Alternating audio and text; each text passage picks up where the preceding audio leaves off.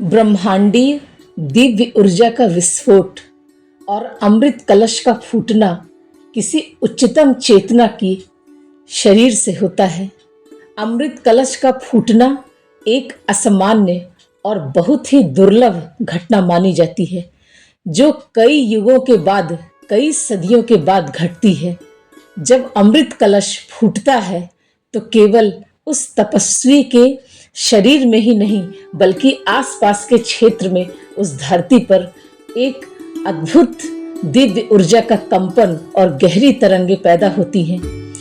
इस स्तर की घटना जब घटती है तब कोई व्यक्तित्व पूर्णतः विलीन होकर शुद्ध चेतना बन जाता है। इसलिए ये घटना बहुत दुर्लभ है। ऐसा युगों युगों में होता है कि पृथ्वी पर ऐसी घटना घटे जब कभी किसी तपस्वी की चेतना कृष्णत्व की ऊर्जा को शिखर पर छूती है, या शिवत्व की ऊर्जा को शिखर पर छूती है, या बुद्ध की ऊर्जा को शिखर पर छूती है, या जीसस के ऊर्जा को शिखर पर छूती है, या सभी दिव्य सत्ताओं की ऊर्जा को शिखर पर छूती है, तब जाकर ऐसी ब्रह्मांडीय ऊर्जा का विस्फोट होता है और वहां अमृत कलश फूट जाता है, फूटकर चारों तरफ बहने लगता है। तब उस तपस्वी के शरीर में तुमको हर उच्चतम शिखर पर दिव्य सत्ताओं का स्वरूप हर रूप में दिखाई देने लगता है।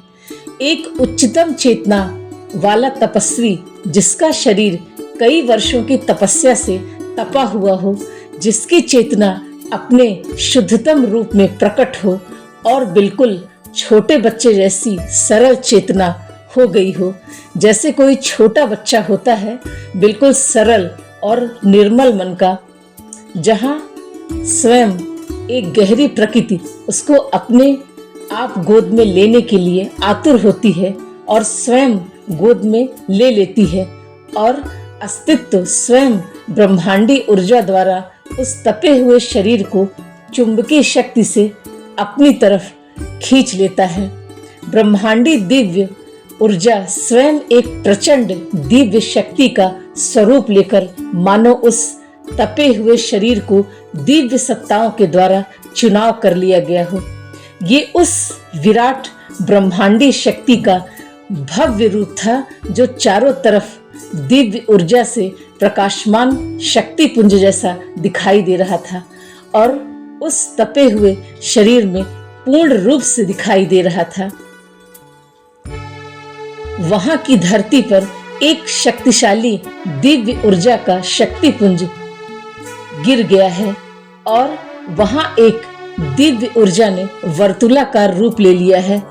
उस तपस्या से तपे हुए शरीर को उस परम ब्रह्मांडी दिव्य ऊर्जा ने चारों तरफ से घेर लिया और इतनी प्रचंड शक्तिशाली दिव्य ऊर्जा का संचार होने लगा कि आग चारों तरफ से घेर ली और उसकी लपट की तरह दिव्य ऊर्जा का शक्तिशाली पुंज उस तपे हुए शरीर को बेसुध करके चारों तरफ से घेर लिया।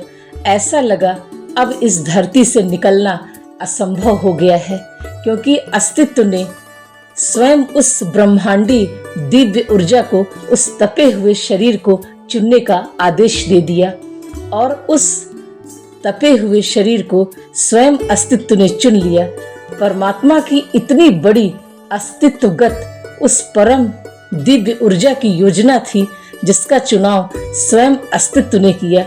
जब कोई तपस्वी अपनी साधना का शिखर छू रहा हो तो उसका आभा मंडल बहुत शक्तिशाली होता है और उस तपस्वी के शरीर में विद्युत ऊर्जा प्रवाहित होती रहती है।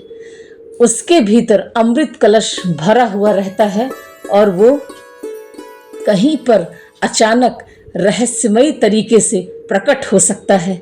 इस संसार में कोई भी रहस्यमयी घटना, कोई भी रहस्य अचानक ही प्रकट हुआ है। कोई भी रहस्यमयी घटना अचानक ही घटती है और वो कहीं पर भी घट सकती है। किसी भी जगह पर घट सकती है। ये घटना इतनी बड़ी ब्रह्मांडी गूंज है, अस्तित्वगत पुकार है कि ब्रह्मांडी ऊर्जा में गूंजी हुई पुकार कभी खाली नहीं जाती है। शायद अस्तित्व को यही मंजूर था। ये ब्रह्मांडी गूंज इतनी बड़ी थी कि उसका अमिट छाप आत्मा पर छूट गया। वो गूंज, वो स्थान, वो समय जैसे स्वयं परमात्मा ने अस्तित्व की कलम से आत्मा पर गहराई से लिख दिया हो। वो अमिट छाप जो अनंत अनंत काल तक गूंजती रहेगी, वो गूंजती ही रहेगी। अस्तित्व की ब्रह्मांडी गूंज, अस्तित्व की पुकार इतनी बड़ी होती है और इतनी आत्मिक रूप से गहरी होती है कि वहां भाषा, मौन, सब कुछ असमर्थ होता है। एक दिव्य ऊर्जा की निरंतर बरसात होती है। एक तपस्वी की शुद्ध चेतना में प्रकाश का दिव्य पुंज इतना शक्तिशाली और इतना सशक्त होता है कि वो आसपास के लोगों को और आसपास की जगहों को भी प्रभावित कर देता है। एक अदृश्य दिव्य ऊर्जा जो दिखाई नहीं दे रही है मगर है, अपने आप ही चलती रहती है। और उस समय जैसे कोई तीर्थ उस धरती पर उतर गया हो, जैसे कोई देवालय आकाश से उस धरती पर उतरा हो। सब कुछ स्वतः ही हो रहा है। अमृत कलश का अमृत अपने आप ही बह रहा है। पूरा अस्तित्व प्रेम और आनंद में डूब गया।